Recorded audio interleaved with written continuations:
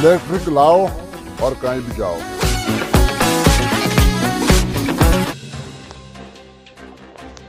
खबर है महाराष्ट्र के अमरावती से।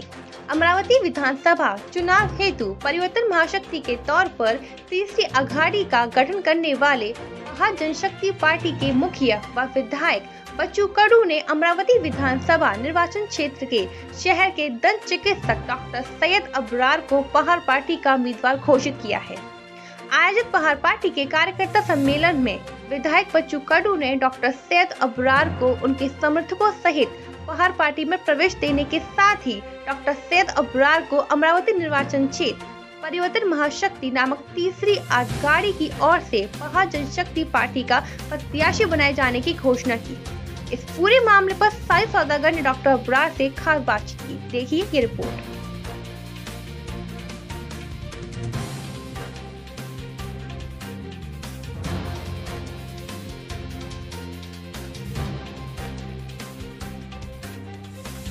विधानसभा क्षेत्र से इस बार जनशक्ति पार्टी प्रहार ने अमरावती के डेंटिस्ट डॉक्टर अबरार को चुनावी मैदान में उतारा है। डॉक्टर अबरार हमारे साथ इस वक्त मौजूद है, उनसे बात करेंगे।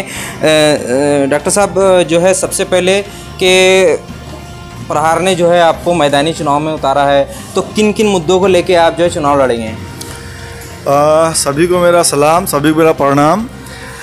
मेरे लिए बड़ी गर्व की बात है कि पश्चिम क्षेत्र के एक आदमी को प्रहार पार्टी ने और हमारे प्रहार पार्टी के जो सुप्रीमो है श्री बच्चू भाऊ कडू साहब ने मुझे चुना है और मुझे टिकट दिया है। मैं पूरे प्रहार परिवार का आभारी हूँ। अब रहा सवाल मुद्दों का, तो मुद्दे विकास के भी है। विकास में दो प्रकार का विकास होता है। एक विकास होता है शहर का विकास, जिस मतलब रोड है, नाली है, ब्रिजेस है, फ्लाईओवर है, एयरपोर्ट है, और दूसरा होता है विकास आम नागरिक का। अब मैं दो अलग अलग बातें करूँगा। जो एयरपोर्ट है, फ्लाईओवर है, रोड है, नालियाँ है, ये सब चीज़ें 15 साल पहले विकास की नज़र से देखा जाता था। आज की तारीख में 2024 में ये इसेंशियल्स हो गए हैं। Need of society, need of the society, need of the city, need of the community हो गए हैं। इसलिए मैं इस पर ज़्यादा फोकस नहीं करूँगा, क्योंकि ये मूलभूत सुविधाओं में शामिल होता है। अब दूसरा जो है कि आम आदमी का विकास। आम आदमी का विकास मतलब ये होता है कि आम आदमी जो है आज की तारीख में अमरावती शहर के अंदर 70% लोग जो है इनका शुमार आम आदमी में होता है। आम आदमी मतलब मध्यम वर्ग का आदमी या गरीब आदमी या गरीबी रेखा से नीचे जीने वाला आदमी, जिसकी आय 200 से 500 रुपये रोज़ की होती है। तो मेरा फोकस इन पर ज़्यादा रहेगा कि गरीब आदमी ने रोज़गार कैसे पाना। ऐसी कई सरकारी योजनाएं हैं जिसमें गरीब आदमी को रोज़गार मिलता है। पहले तो मेरा सरकार से ये आग्रह रहेगा कि वो गरीब लोगों के लिए रोज़गार पैदा करे। अगर सरकार रोज़गार पैदा नहीं कर सकती तो कम से कम जो लोग खुद का रोज़गार कर रहे, हाथ ठेला लगा रहे, छोटी छोटी गाड़ियां लगा रहे, रोड पर बैठकर कुछ बेच रहे, गाड़ियों पर कुछ बेच रहे, ऑटो चला रहे, हाथ मजदूरी कर रहे, इन सब के लिए मेरा ये रहेगा कि सरकारी तरीके से इन पर जो ना दिखने वाला जुल्म होता है, सरकारी तौर पर जो ना दिखने वाला जुल्म होता है, मैं उस जुल्म को कम करने की और ख़त्म करने की कोशिश करूँगा। और मैं ये चाहूँगा सरकारी ऑफिसर्स की तरफ से, सरकारी रचना की तरफ से, प्रशासन की तरफ से इनको अपना कामकाज करने में आसानी हो, इनके कारोबार में रुकावट ना पड़े, इनके कारोबार में बाधा ना पड़े, और इनको मान सम्मान की नज़र से देखा जाए। सरकारी नौकरशाही जो है, जो लोग सरकार की नौकरी करते हैं वो अपना रोज़गार अच्छे से कमा रहे, सरकारी पेमेंट बहुत ज़्यादा है, वो अपनी जगह खुश है। लेकिन ये लोग शहर में सिर्फ 10 से 15% लोग हैं। बाकी के 15% लोग जो है इनकी दुकानें अच्छी है, भरपूर दुकानें हैं, भरपूर बिजनेस है। 70% लोग जो है वो मध्यम वर्ग है, गरीबी के नीचे है। तो मेरा ये मानना है कि मैं इन लोगों के रोज़गार के लिए अवसर मुहिम करवाऊंगा, अवसर पैदा करवाऊंगा, और इनके रोज़गार में आने वाली अड़चनों को मैं कम करूंगा, ताकि ये लोग 4 पैसे आसानी से कमा सके, अगर वो 4 पैसे आसानी से कमाते हैं तो 2 पैसे वो अपने बाल बच्चों का पेट पालने के लिए खर्चा करेंगे और 2 पैसे में वो अपने बाल बच्चों का शिक्षण पूरा करेंगे। दूसरी मूलभूत सुविधाएं जो है, जो बहुत इसेंशियल है, जिसमें मेरा फोकस है, वो एजुकेशन। मैं चाहूँगा कि आम नागरिक अपने बच्चों को एजुकेशन दे सके। अब एजुकेशन के लिए उनके पास थोड़ा बहुत पैसा होना चाहिए। एजुकेशन के लिए मैं कोशिश करूँगा कि पूरे एरिया के अंदर, पूरे अमरावती जोन के अंदर, हमारे ख़ास तौर पश्चिम क्षेत्र के अंदर सरकारी कॉलेजेस आए, सरकारी हॉस्टल्स आए, ताकि एजुकेशन खर्चा बहुत कम हो जाए। अगर एजुकेशन खर्चा कम होगा तो बच्चे पढ़ेंगे, पढ़ लिख के नया भविष्य निर्माण करेंगे।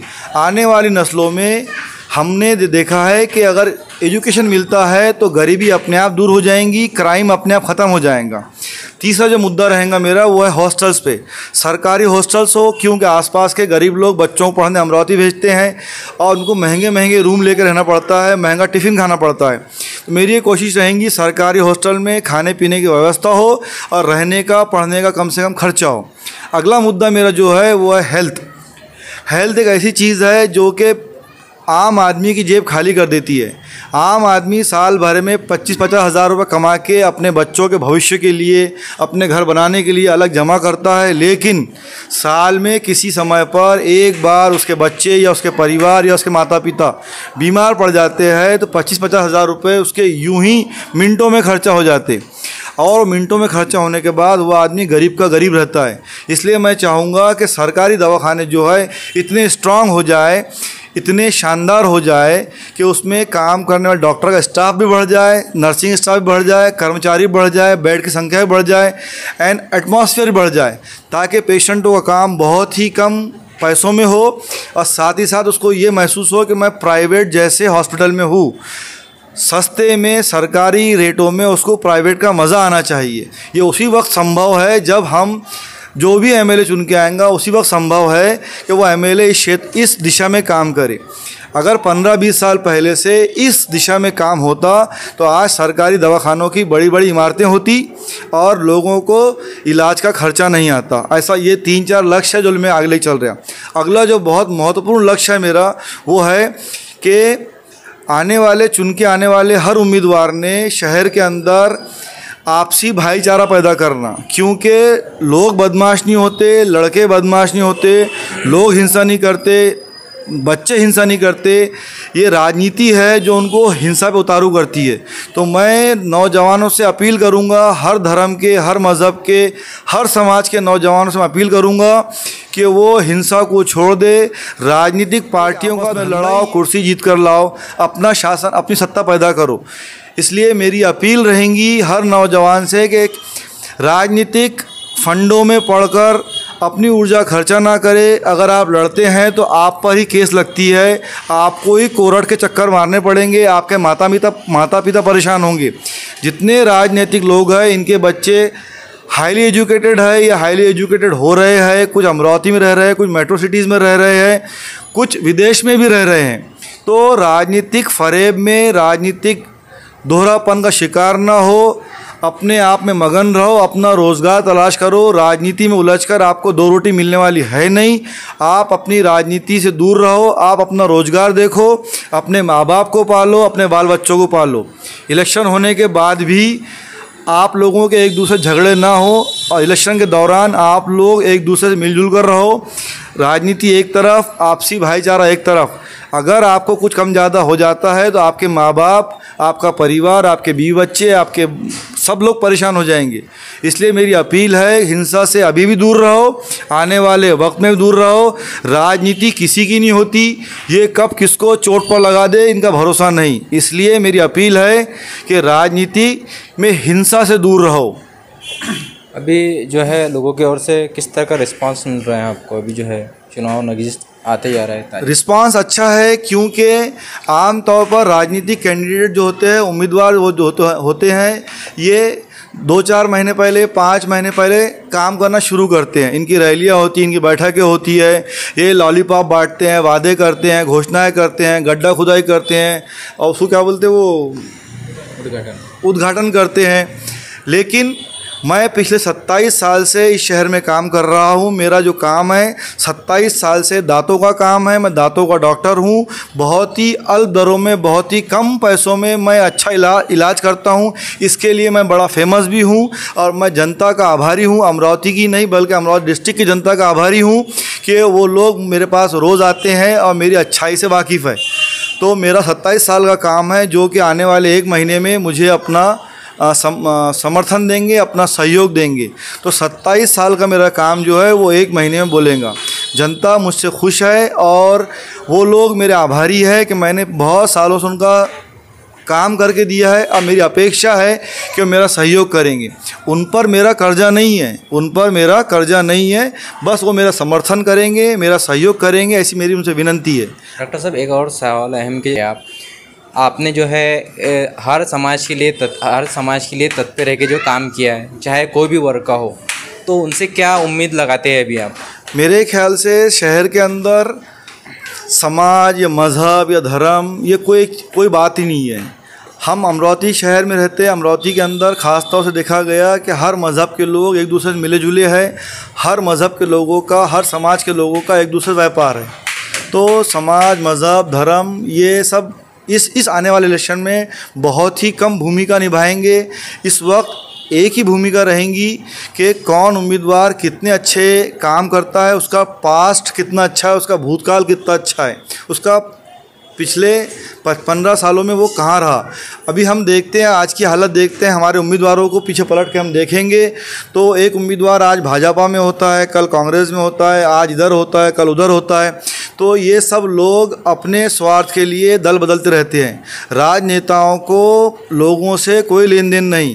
राजनेता लोग अपने कार्यकर्ताओं पर बंधन डाल देते हैं कि तुमको हमारे साथ ही जुड़ा रहना है, हमसे ही जुड़ा रहना है, नहीं तो हम नाराज़ हो जाएंगे, हम मुंह फुला लेंगे। लेकिन यही शर्त, यही अटी राजनेता लोगों के लिए लागू नहीं होती।